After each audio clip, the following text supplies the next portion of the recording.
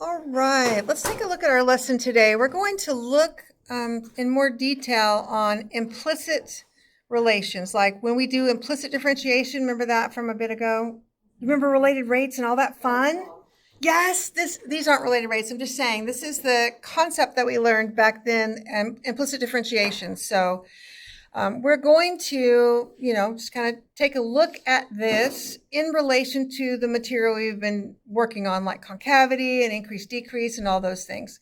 So just a note, these relationships will still follow the same rules as regular functions, right? So if dy dx is 0 or undefined, that is still a critical point. If dy dx is positive, that still means f is increasing. All those relationships are the same, regardless of whether we have x's and y's blended together or just x's. Does that make sense? Okay, so we're going to use the same concepts. So our first example is we have an equation that's implicit. You can see the x's and the y's are all mixed up. So we've got a curve, some kind of curve in the xy plane. They give us a point. So here's our point 1, -1, 1/2. And they want to know, is this curve increasing or decreasing at that particular point? So we're investigating increase, decrease. So these are keywords that we would, have in our brains, right? Increase, decrease. What derivative or what function do we use to determine increase, decrease? F prime, right? We do F prime or dy dx, whichever notation. So that's what we're going to have to do. We're going to have to find the first derivative, and then we're going to plug in the point and see what's going on. All right, so here we go. So the first derivative, we're working on implicit differentiation. So the derivative of 3x cubed would be what? 9x squared. The derivative of 3 is 0. The derivative of natural log is 1 over the argument times the derivative of the argument. So this is a chain. Let's see, the derivative of 4y squared would be 8y, and we're taking the derivative of a y when we're supposed to be taking the derivative of x's. Do you remember what we do? We tag it. So we say dy dx. Okay, so there's our first run through. Now we need to get it cleaned up and solved for dy dx. All right, so let's do that. I'm just going to, on this right side, I want to just make that into a fraction so it's easier to look at. And I hope you can see that this fraction can be reduced, and it would be to our advantage to do that so that our work is easier. So let's reduce that, and that gives us what? 8 divided by 4 is 2. 1y in the numerator, 2y's in the denominator. That leaves me, what, 2 over y. Why do you have to time it dy dx? So when we're doing implicit differentiation, if we, for example, remember with related rates where we tagged everything with whatever dt, dy dt, dv dt, all that. The reason that we're doing that is tagging things is because they're variables that don't match our pattern. What we want to do is we want to take the dy dx. We want to take the derivative with respect to x. When we have a y, that's not with respect to x, that's with respect to y. So we have to tag it. In other words, say, oh yeah, that's a different variable. I really am supposed to be doing dy dx, so that's where I tag it. Okay? Now, solving for dy dx, what I would do is I would basically multiply both sides by y over 2. I mean, that would be my technique. There's a lot of ways you can simplify that, but that's what I would do. And so then I have dy dx is 9x squared times y over 2. If I want to clean that up and make it look better, I could say it's 9x squared y over 2. Again, I'm just trying to make it as easy as possible for me because I'm getting ready to substitute that point in. So this would be the typical notation that we would write, dy dx at -1, 1/2. That's the point. And then we're going to sub those numbers in. Everywhere we have an x, we're going to put a -1. everywhere there's a y, we're going to put 1/2. So I've got 9, and then I have -1 squared, and then I have 1/2, and I have over 2. All right. Now, I am interested in knowing whether the derivative is positive or negative. Can I tell from right here whether it's positive or negative? I can, can't I? So I don't really need to multiply all that out. Unless you want to, you can. But I just know that right now, since if I'm going to square -1, that's going to give me a positive number. This value is going to be greater than 0. That's what I want to know. Is that value greater than or less than 0? And it's greater than 0. So what does that mean? That means, therefore, the curve is... Okay, so if the first derivative is greater than 0, is the curve going to increase or decrease? It's going to increase. The curve is increasing at, we write the point, -1, 1/2, because dy dx is greater than 0. So this is our answer and justification. Okay, so how is our first example? This is using implicit differentiation and trying to determine whether the curve is increasing or decreasing. We okay? Okay. All right, let's look at our second example. So I need to pause here for a second. Are we good or ready to move? Good? Okay. On number 2, so we have another curve that's all mixed up with x's and y's, and they're giving us a point. At the point -2, 0 is the curve concave up or concave down. Which derivative are we interested in with concavity?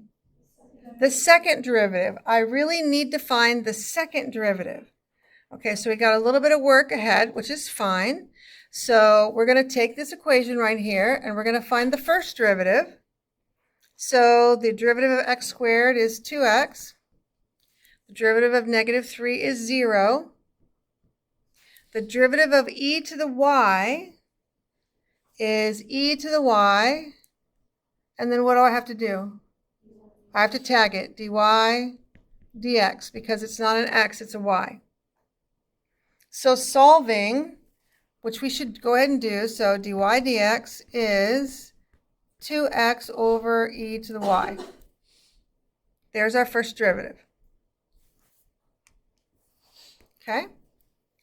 Now I need to find the second derivative, and I'm going to leave it in that form as a fraction. So if I leave it in that form as a fraction, what rule do I need to use to take the derivative? Quotient rule. I have to use quotient rule. I'm just going to write it up here. fg minus fg, first things first, second things second, over g squared. Okay, here we go.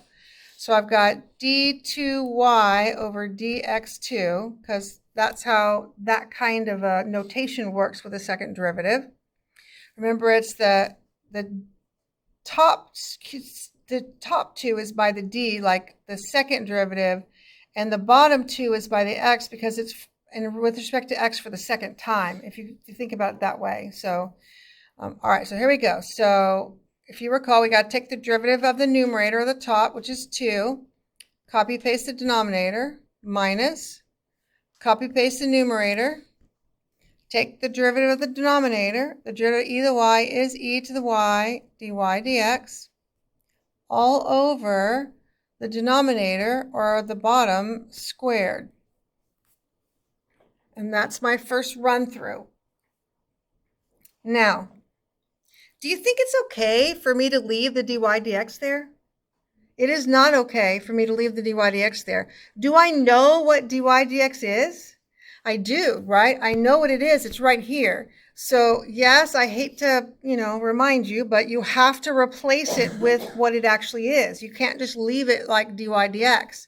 So let's do that. So d2y over dx2 is, so I have 2e to the y minus 2x e to the y times 2x over e to the y, all over e to the 2y. Okay. So I like to make my life easier, and I can see that I have an e to the y in the denominator and an e to the y in the numerator, so I'm just going to get rid of them. That's what I would do. I mean, you don't have to. All right, so what's our whole purpose for this? Why did we find the second derivative? Because we want to know what? We want to know what about the second derivative? Yeah, we want to know concavity. We want to know the sign of the second derivative at -2, 0. Uh-huh. What happens to the dy dx? The dy dx I replaced with the 2x over e to the y. I had to take that out and replace it because I'm not allowed to leave it there. Okay? All right, so we want to evaluate it at -2, 0. So let's do that. So d2y over dx2 at, that's a normal, just regular kind of notation when you draw the bar down there and you write down the point. That's telling people that you're taking the second derivative and you're plugging in that point. That's what this is telling people. Okay, so I've got 2e to the, let's see, 0, right, because y is 0, minus 2 times -2. The e, the y's are gone, and then I have 2 times -2 all over e to the, let's see, y is 0. Squared. Yep, 0 squared is just 0. Oh. Yep, but that's right, 0 squared. Or 0 times 2. Okay, so I'm going to, by just looking at it, I'm having a hard time telling whether it's positive or negative, so I'm going to work it out a little bit more. So let's do that. So we've got what? So e to the 0 is 1, so the 2 times 1 is 2. And then I have 2 times 2 times 2 times 2. So 2 times 2 is 4, 4 times 2 is 8, so 16. Let me figure out what sign that's going to be. A negative times a negative times a negative. That's a negative, right? 3 negatives would make a negative. And then e to the 0 is 1. Let's see, so what is that? That's going to be a negative number, right? That's what, -14. All right, so let's make our analysis. Since the second derivative is negative, are we concave up or concave down? We're concave down. So we're going to say concave down because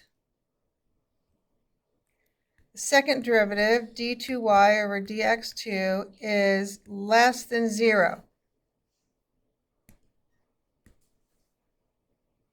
Okay? How's that? We have one more problem to do. So let's work this problem. Does anyone need any more time? Yes? Okay.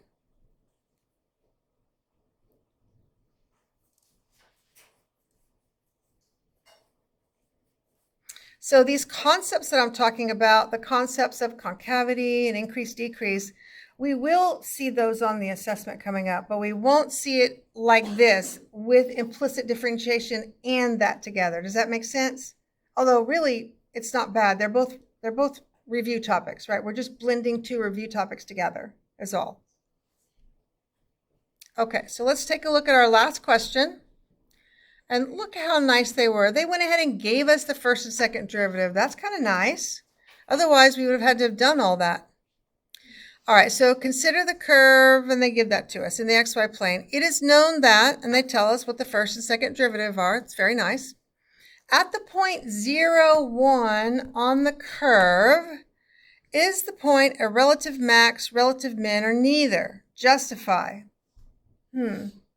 So let's just talk about, I want to talk about relative extrema tests.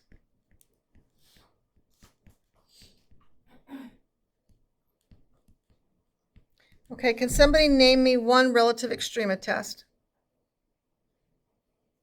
The y values of the.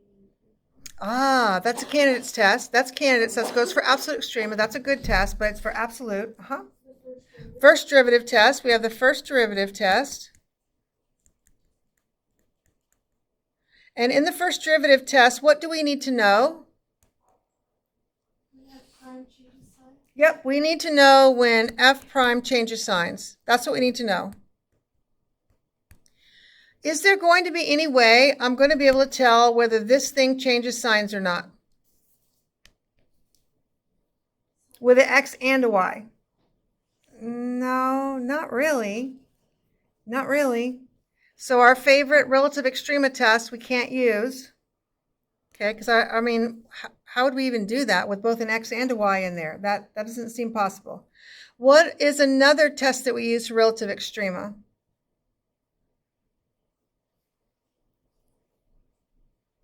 Do we remember?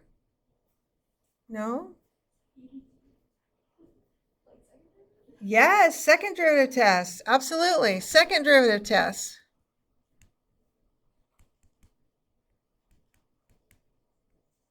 What do we need to know for the second derivative test? Do we remember? It has to do with concave. We need to know the sign of the second derivative, yes. So what do we need to know?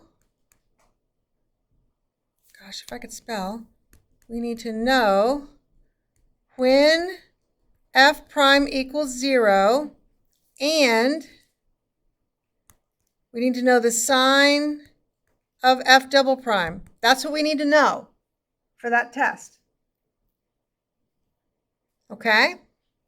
So since we can't use the first derivative test, because who knows what happens when it changes signs or not. I don't know. That'd be really complicated. I don't know. So now we're going to have to use the second derivative test. Okay. So we've got to go through these parts. We have to know when f prime is 0, and we also have to know what the sign of f double prime is. Those are our two tasks for the second derivative test. All right, so let's do that. So we want to know about 0, 1. So what am I going to have to do? I'm going to have to do dy dx at 0, 1. I need to figure out if the first derivative is 0 there. Because if it's not, we're done. We're done. If the first derivative is not 0 there, then there's no extrema there. All right, so let's plug the points in. So we've got, let's see, 2 times 0 over 3 times 1 squared minus 1. And that's basically what? 0 over 2, which is just 0. So my first criteria is met. The first derivative is 0 there. Okay, what should I do now? I should see what the sign of the second derivative is at that point, right? That's what I should do. So let's write down, so d2y over dx2 at 0, 1. Again, I don't really care what it's doing except for at that point. I don't really care. So that is, so let's go plug that in. So 2 over 3 times 1 squared minus 1 minus, we're just using the derivative that they so nicely provided us. Then we have 24 times 0 squared times 1 over 3 times 1 squared minus 1 squared. Okay, so let's figure this out. So I've got the first fraction is 2 over, let's see, 3 minus 1 is 2. Minus, what does this numerator on the second fraction do? What's happening here? It's just going to be 0, right? It's just going to be 0. And the denominator is not 0. It's, what is that, like 2 squared? Like, is it 4? So when I subtract, I'm just going to get a 1. Okay? So, and that is greater than 0. All right, so let's think about what's going on. So let's write our justification. First of all, if the second derivative is greater than 0, is that going to give me a relative max or relative min?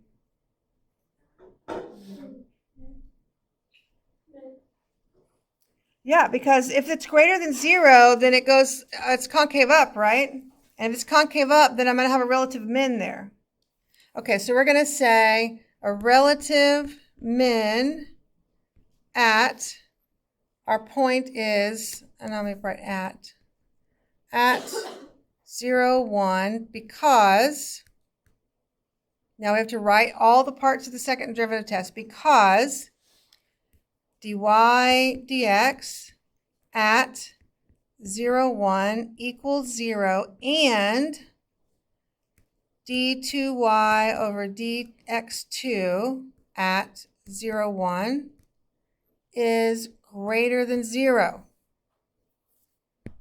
All right. And there we go.